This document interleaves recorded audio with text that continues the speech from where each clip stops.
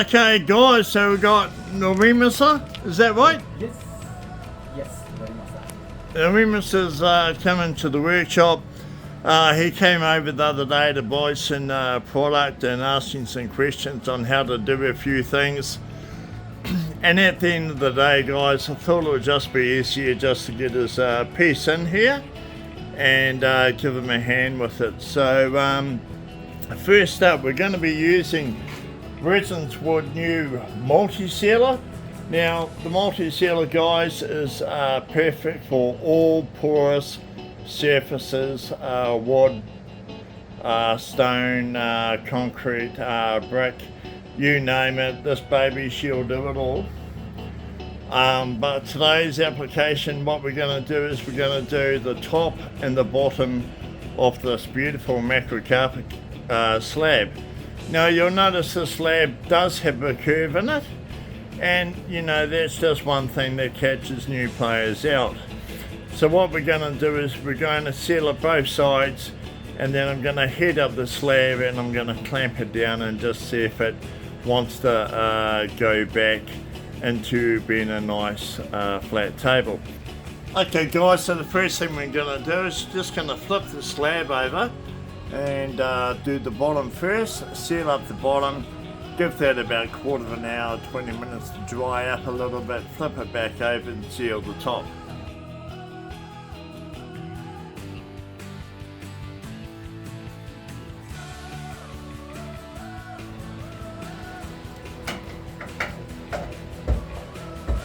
And then we'll come back and see how it looks, flip it over, do the other side. So Nori's just about to, yeah, crack away brother. Seal the top. Yep. All good.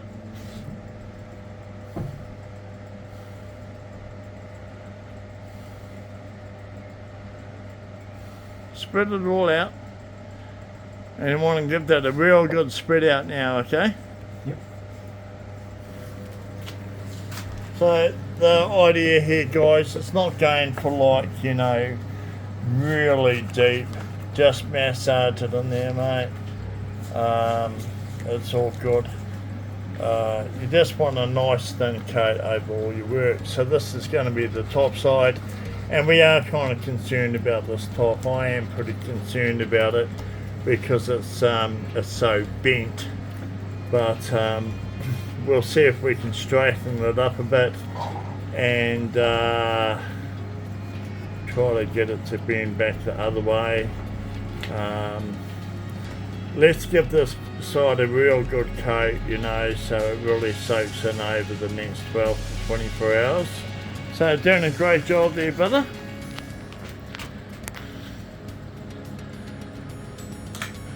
You're thinking about doing this guys, Resinzwood multi-sealer, it's the best way to go. All your products, do your concrete. I do all my gemstones, everything with this. So when I pull my gem tables and stuff, it doesn't expel too much air. Other thing is, like, you know, you can go and buy polished gemstones and put them into a table. No point, just come through to our site, tell us what you want, buy some raw stones, and as soon as the epoxy gets onto the raw stones, they come up absolutely stunning. Anyway, we're just going to leave Nori there doing that. Fantastic job brother, just keep spreading it out. You don't have to rush, it's not a race. Just make sure your ends are really well covered and just drag more from the center in the middle there up to the side that you're on, because I can tell that side's looking a little bit dry, yeah? Okay guys, you remember the slab of Norimasa? This is his macrocarpet slab. Now, as the story goes brother, you purchased this one from like that Grace company up around Rangiora, yeah? And basically the slab was like it is now, but you just sanded it to get it ready for making a table, yeah? So what the problem is guys, is when you go out and you buy a slab, you've got to be a little bit particular get in touch with a reputable miller like Jackson Limited, Jackson Sawmills in West Mountain. Highly recommend them. The guy won't put you crook, and you know, he charges a good price.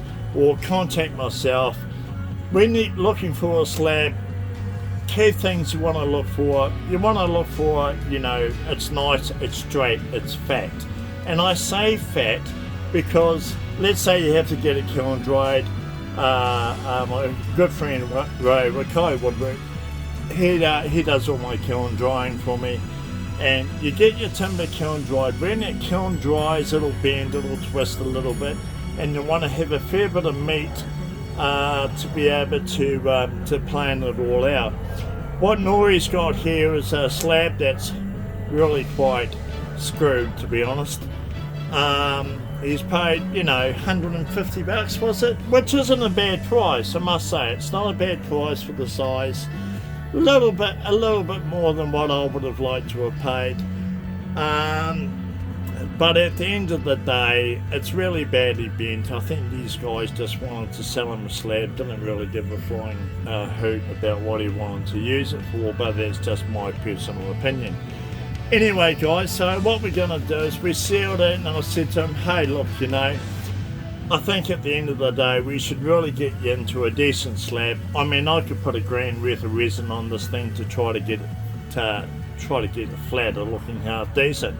So I said to Nori, what we're going to do is we're going to take it out, plane it, and if it all turns to custard, that's fine. I'm happy to give you the $150 and I'll turn the thing into boards.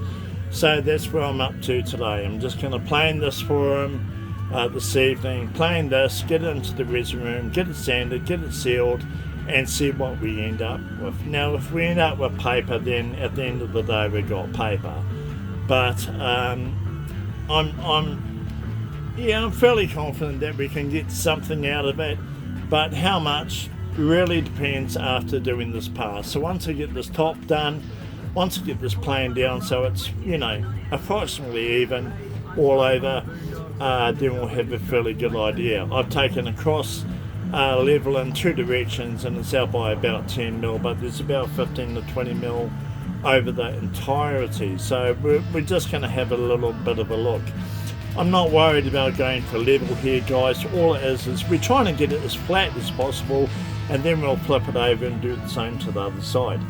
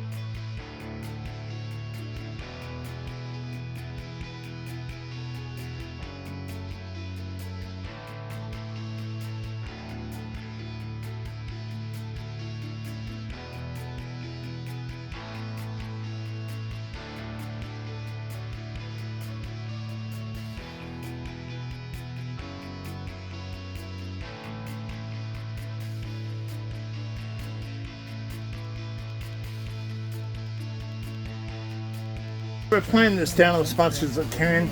Got it down to an average of about 45 mil. As you can see, the far right hand corner dips off to about 35. Not prepared to take the slab down any further than that. Okay, so go young Chris here, so now I just got to duck in and get him sorted out, and happy days. That's rubbish, it's no good.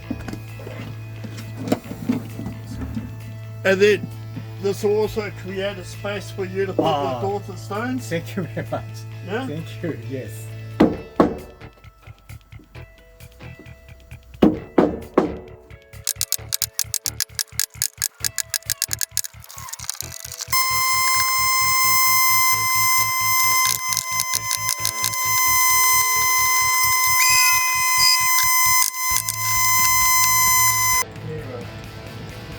Your name? I'm not sure. Nori? Nemo. Nemo. Nori is just going to seal coat this, and then we're going to flip it over. straight away and seal coat the other side so we don't have any more bending issues. Put some gloves on, brother, because I'll fuck my shoulder. Yep. My shoulder's pretty shit.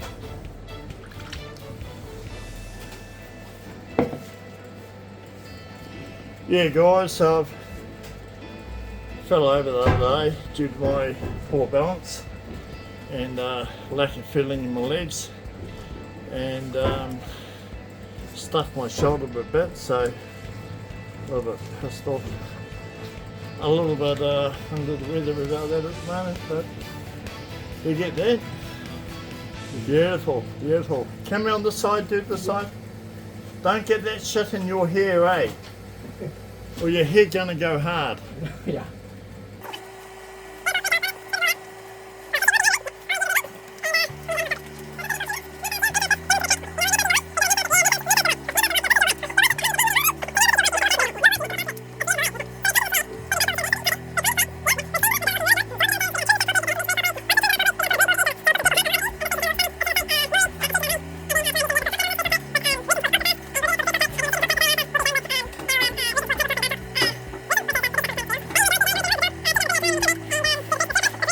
Oh, hello you beautiful people.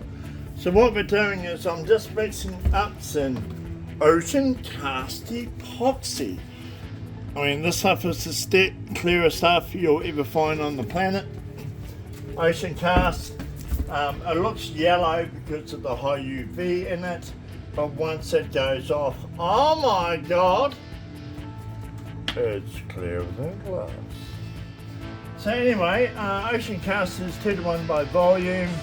We'll go for 1,000 of resin, 500 of hardener, give or take.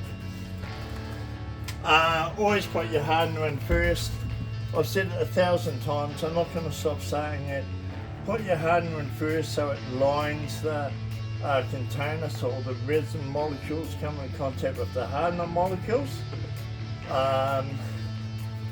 So we'll go with that. 2:1 by volume. Don't have my glasses on, we'll have a guess.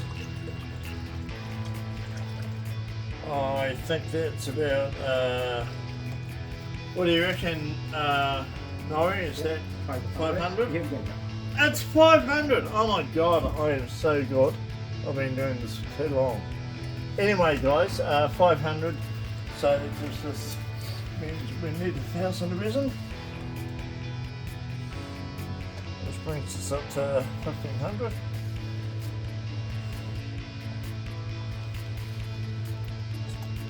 Is that about 15? Yes. A bit more or less? A little more. Bang on, look at that. So, now that we've got that done, we'll just give that a bit of a mix up. Oh yeah. So I'm just gonna give this to Nori, and in fact brother, you can come over here and mix this, because this is for your job, and you know, mix it quite a bit, and then like I like to go 10 to 15 times this way and then this way, scrape the sides of the bucket, and make sure all those molecules are coming into contact with each other. So now he's just gonna pour his, just wait there, don't, like if you try to pour it out of a big bucket, really hard to do, yeah? So we want to make life easy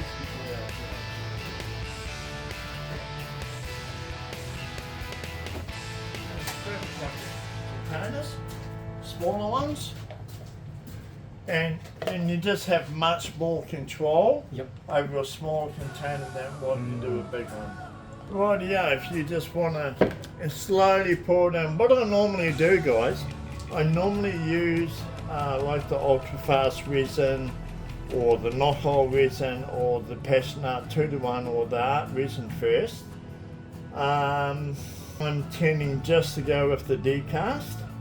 I really want this to soak really deep inside of all of these knots and secure this timber very, very well.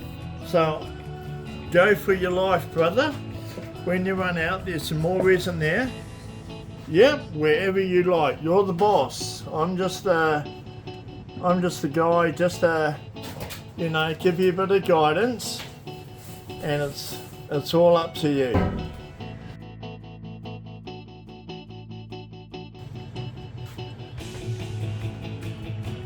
Nori, what do you think of your table? Are you happy? Yes, really happy. Thank you, Paul. It's amazing. So guys, this is Nori's macro kappa table that he came to me with. It was very badly bent. We've got it all shaped up now. We've got it just the way he wants it. Nori's been working on it in the workshop, and I've just been giving him a lot of help to get this done. So anyway guys, there it is. Absolutely stunning piece. And this is going to be your tea table, yeah? Yes. That's really cool, brother. Oh well, I look forward to seeing you on the next one.